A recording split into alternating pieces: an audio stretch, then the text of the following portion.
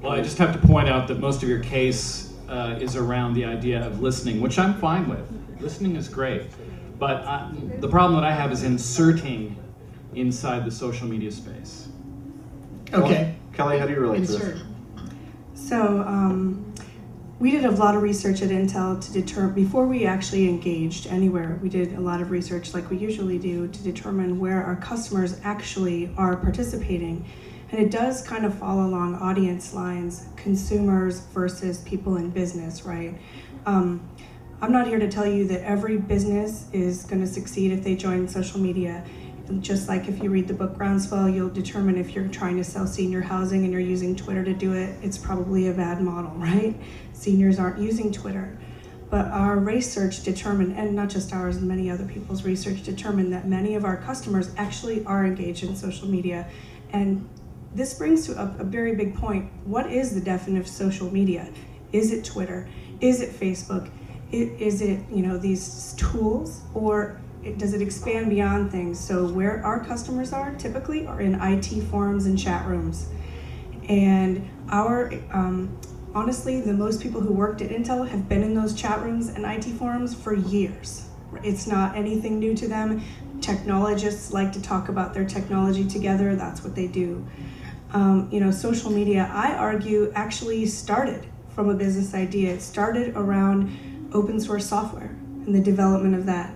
And so to now claim that somehow business doesn't belong there seems a little disingenuous, especially when Facebook and Twitter are looking to people like businesses to fund it so that people who don't want to pay for all these fun services they use personally can benefit.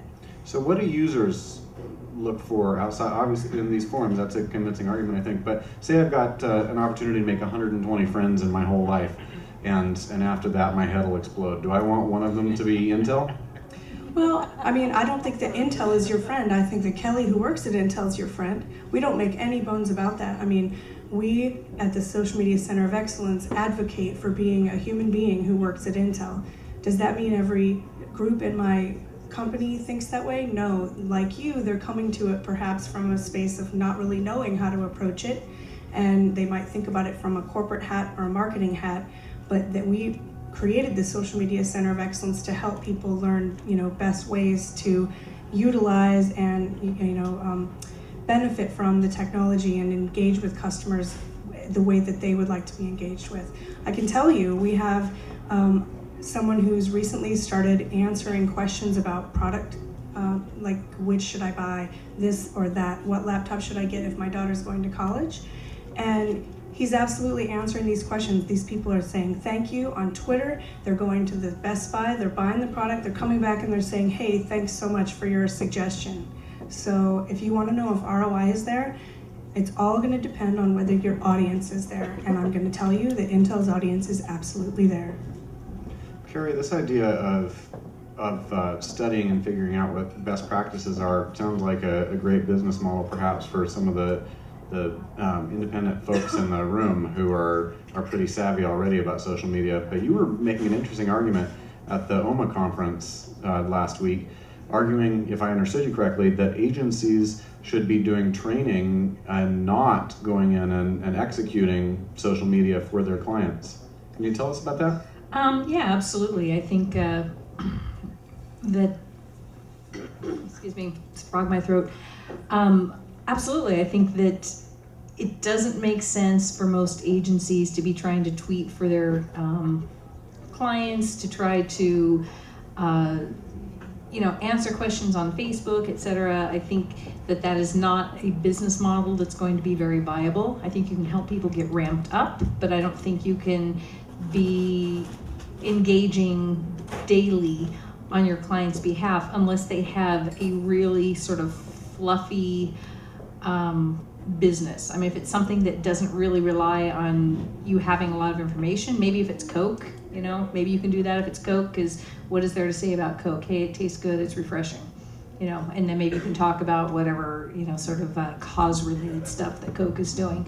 But if you're selling any kind of a widget or you have any sort of element of customer service, then I think that you actually have to have customer service people involved, in which case is it really marketing or is it customer service? And then of course there's been discussion as of late whether or not that will actually scale. Like, are we training people to expect this whole new element of customer service, and then we won't really be able to meet people's expectations because, you know, turning corporations around is like turning the Titanic around, and it's just not part of their DNA. Kent, is that a reasonable way to build a business, or do you think there's a place for agencies to come in, kick ass, and then say, "Thank you very much, client. We'll be back again next month doing the same for you again"?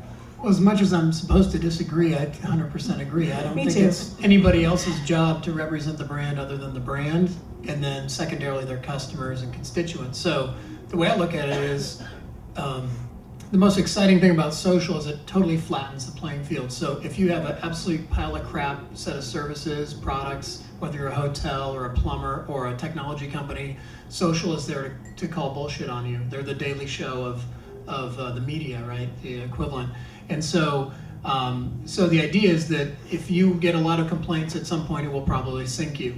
And having an agency, particularly a PR firm, and I say this using, say, Walmart as an example, where Edelman came in and said, you know, let's do this road show, and you know, we'll have these people go and visit parking lots around the country at Walmarts and interview people, and we won't say it's from Walmart. Nobody will ever want to read the blog posts, and within 4 or 5 stops, the whistle was blown, and became one of the 101 dumbest moments in business for Edelman and Walmart. And I can't imagine that their retainer's less than $50,000 a month, and Edelman got Walmart into the 101 dumbest moments, and you know, and I don't know how much they paid extra for that. But the point is that if it's not transparent and it's not true, then I think it doesn't make sense. So I think I agree with Carrie. Our role as people that play around with this stuff all day is to help corporations, as Jerry says, insert themselves in a way that has meaning and provide value.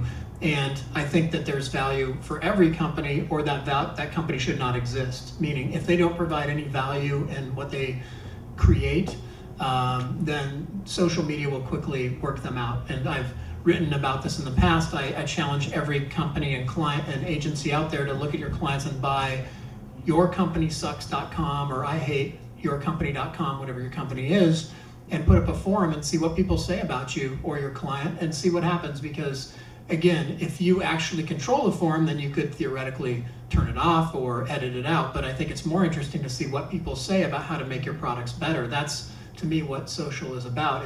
It's not a shouting platform. And one more other thought about that is when we talk with clients like Portland State or some others where they're like, we don't have enough money or people to do social media. I said, you have 28,000 students and I don't know how many thousands of staff.